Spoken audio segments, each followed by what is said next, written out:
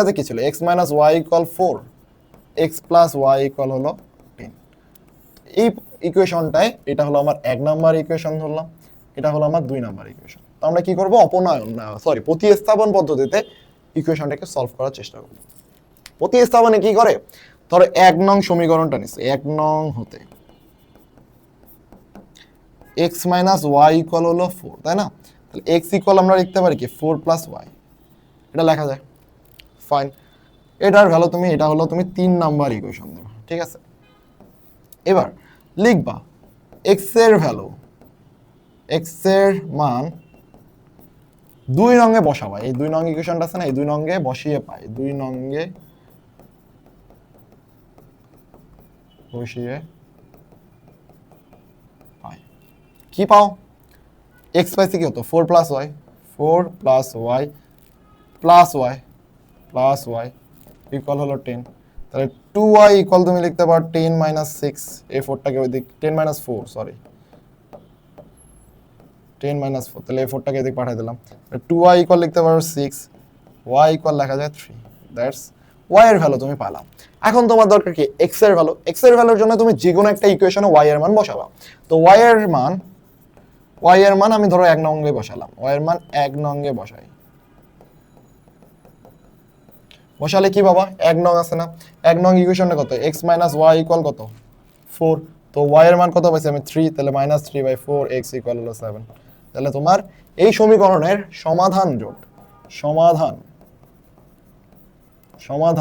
x, y equal লিখতে পারো 7,3। এটাই হলো এই ইকুয়েশনটার সমাধান। তো এই যে আমরা দেখো x এর ভ্যালু প্রথমে একটা কিছু বের করছি, সেটাকে আমরা 2 নম্বর ইকুয়েশনের মধ্যে বসাই দিয়েছি, ওখান থেকে y এর ভ্যালু পাইছি, এবং y এর ভ্যালু পাওয়ার পর আমরা যে মান বসাই দিলাম, মান বসায় আবার x এর ভ্যালু পাইলাম। এই পুরো প্রসেসটা হলো প্রতিস্থাপন পদ্ধতি। প্রসেসটা খাতার মধ্যে লিখে রাখবা, ঠিক আছে? অপনয়ন, এরপর আসি অপনয়ন পদ্ধতি। অপনয়ন পদ্ধতিতে আমরা একটা ইকুয়েশন কিভাবে সমাধান করতে পারি, সেম ইকুয়েশনটা নিব, x মাইনাস ওয়াই ইকুয়াল কত দেওয়া আছে ভাই 4, x প্লাস ওয়াই ইকুয়াল দেওয়া আছে কত 10। এটা হলো আমার 1 নং ইকুয়েশন, এটা হবে আমার 2 নং ইকুয়েশন। এটা যদি হয় সেই ক্ষেত্রে আমার এই ইকুয়েশনটা সমাধান যেটা আমি অপনয়ন পদ্ধতি কিভাবে বের করতে পারি। তো মনে রাখবা, অপনয়ন পদ্ধতিতে বের করার জন্য তোমাকে মনে রাখতে হবে যে কোনো একটা জিনিসকে বাদ দেওয়া। অপনয়ন মানে হলো যে কোনো একটা এলিমেন্টকে, যে কোনো একটা চলককে তুমি ইকুয়েশন থেকে বাদ দিবা, দিলে তুমি যেটা পাবা সেটা হলো অপনয়ন। তো আমি যদি 1+2 করি, তাহলে দেখো আমার y আউট হয়ে যাচ্ছে, তাই না? তাহলে x মাইনাস ওয়াই ইকুয়াল হলো 4, x প্লাস ওয়াই ইকুয়াল হলো 10। তাহলে 1+2 করলে আমার কি, এই দুটো বাদ, তাহলে আমি লিখতে পারি 2x equal 14, x equal 7।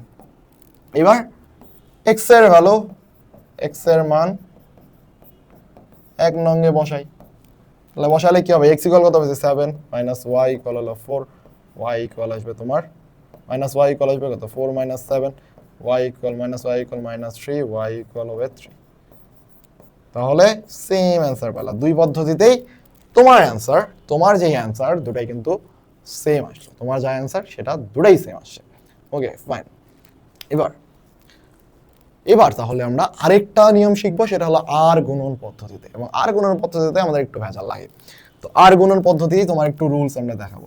x plus by plus c(a1 b1 c1 equal 0), a2x plus b2y plus c2 equal 0। এই দুটা হলো আমার ধরো ইকুয়েশন, এবং এই দুটা সমীকরণ যেটা আমি সমাধান বের করব সেটা হবে আর গুণন পদ্ধতিতে। তো কিভাবে করতে পারি, প্রথমে আর গুণনের সমাধান আনার জন্য প্রথমে x লিখবা। যখন x লিখছো তখন এই দুটাকে এইভাবে বন্ধ করবা, ঠিক আছে? এই দুটাকে বন্ধ করে দিলে, x লিখছো তো এই দুটো বন্ধ, এই দুটো যদি বন্ধ হয়, এই দুটো ধরো বন্ধ, কিছু নাই, হ্যাঁ? তাহলে আমার এখানে কি b1 আছে, b1, আর এখানে আছে c2। তাহলে এই যে b1 ইন্টু c2, এই যে দেখো আমি যদি a1 a2 b1 b2 সহগগুলো লিখবা, শুধু c1 c2, যখন x নিচ্ছ এটা এইভাবে ধরবা, এটা এইভাবে ধরলা, ঠিক আছে? তাহলে তোমার কি আসবে b1 c2 মাইনাস এই দিকে এটা গুণ, এটা এই দিক গুণ, এই যে আর আর এই গুণ, এই জন্য এই জিনিসটাকে বলা হচ্ছে আর গুণ b2 c1। ওকে, y যখন ধরবা তখন লিখবা মাইনাস ওয়াই, ঠিক আছে, মাইনাস ওয়াই দিবা। বইয়ে একটু ডিফারেন্ট ভাবে আছে, আমরা মাইনাস ওয়াই দেবো। হ্যাঁ, যখন মাইনাস ওয়াই দিলা তখন তুমি এই পোর্শনটা বাদ দেবা, এটা বাদ। যখন ওয়াই নিতেছো তখন এটা বাদ দিলে আমার কি হবে, a1 এর সাথে c1 গুণ করবা, a1 c1 minus a2 c2 equal to 1 divided by এখন তোমার কি, এখন c1 c2 বাদ দিবা, a1 by a2 b1 by b2। এই c1 আর c2 যে পোর্শনটা ছিল, এই পোর্শনটা হচ্ছে এবার বাদ দিয়ে দেবা, এটা বাদ। তাহলে a1 এটা, ওকে, a1 into b2 minus a2 into b1। দেখো এই মাইনাসটা কিন্তু তোমার আসছে, এই মাইনাস। তো বইয়ে এটা হলো উল্টা করে লেখা আছে, আচ্ছা a2 c2 minus a1 c1। তো আমরা মনে রাখবো উপরে একটা মাইনাস রাখবা, ঠিক আছে। এই ফর্মুলাটা মনে রাখবা, এই ফর্মুলা মনে রাখলে আর গুণনে আমার সব ম্যাথ সলভ করা ইজি হবে। তো আমরা ধীরে ধীরে আস্তে ধীরে সব ম্যাথই করবো। তো আমরা সেম ইকুয়েশনটাই আর গুণন দিয়ে একবার করে দেখি। x মাইনাস ওয়াই ইকুয়াল কত ছিল আমাদের, বলো তো 4 আর 10, তাই না। 4x প্লাস ওয়াই ইকুয়াল হলো 10। তো আমি এই ইকুয়েশনটা এটাকে এইভাবে লিখতে পারি, x minus y minus 4 equal হলো 0, x plus y minus 10 equal হলো 0, ঠিক আছে। তাহলে এই ইকুয়েশন থেকে 1 নং, এটা হলো 2 নং, 1 নং থেকে 1 নংয়ে a1 ইকুয়াল কত 1, b1 ইকুয়াল কত -1, c1 ইকুয়াল কত -4। 2 নং থেকে a2 ইকুয়াল কত 1, b2 ইকুয়াল কত 1, c2 ইকুয়াল কত -10। তো এখন আমরা যদি সমাধান করি, x ইকুয়াল তুমি কি লিখতে পারবা, x যখন ধরবা a1 a2 বাদ, একটু অংশ বাদ, একটু যদি আমি বাদ দেই তাহলে আমার এই যে b1 এর সাথে গুণ হবে c2, b1 এর সাথে গুণ হবে c2, তার মানে কি -1 ইন্টু -10 মাইনাস c1 এর সাথে গুণ হবে b2 -4 ইন্টু 1। লাইক ভালোগুলো এভাবে লিখতে পারো, a1 a2 1 1 -1 1 আর হলো -4 মাইনাস, এইভাবে এক জায়গায় ভ্যালুগুলো লিখে রাখবো, তাহলে ইজি হয় বিষয়টা খুবই ইজি হয়, ঠিক আছে। তো যখন আমি x নিব তখন এই পোর্শন বাদ, তাহলে আমি এটার সাথে এটা গুণ করবো, এটার সাথে এটা আর এটার সাথে এটা করে দিলাম ইকুয়াল। এখন যখন আমি y নিব, দেখো -y ইকুয়াল এটা বাদ, তাহলে আমার কি 1 এর সাথে -10 গুণ হবে, 1 ইন্টু -10 মাইনাস -4 ইন্টু 1। এবার যখন 1 নিব তখন এই পোর্শনটা বাদ, তাহলে এই পোর্শন বাদ দিলে আমার কি থাকে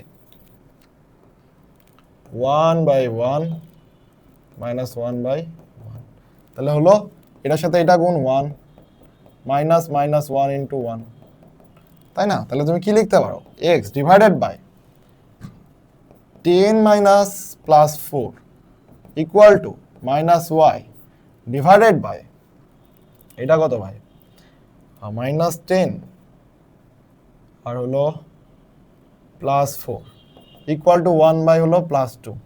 তাহলে এখান থেকে লিখতে পারো x বাই 14 ইকুয়াল হাফ, এই যে এটা ইকুয়াল এটা লেখা যায়, অথবা -y বাই -6 ইকুয়াল হাফ। তো এখান থেকে যদি আমরা সমাধান করি, x ইকুয়াল আসবে 7, y ইকুয়াল আসবে 3, দ্যাটস দ্য আলটিমেট অ্যান্সার। যেটাই আমাদের আলটিমেট অ্যান্সার, কিন্তু আলটিমেট অ্যান্সার এটাই। সো আর গুণন পদ্ধতি এভাবে আমরা সলভ করে থাকি।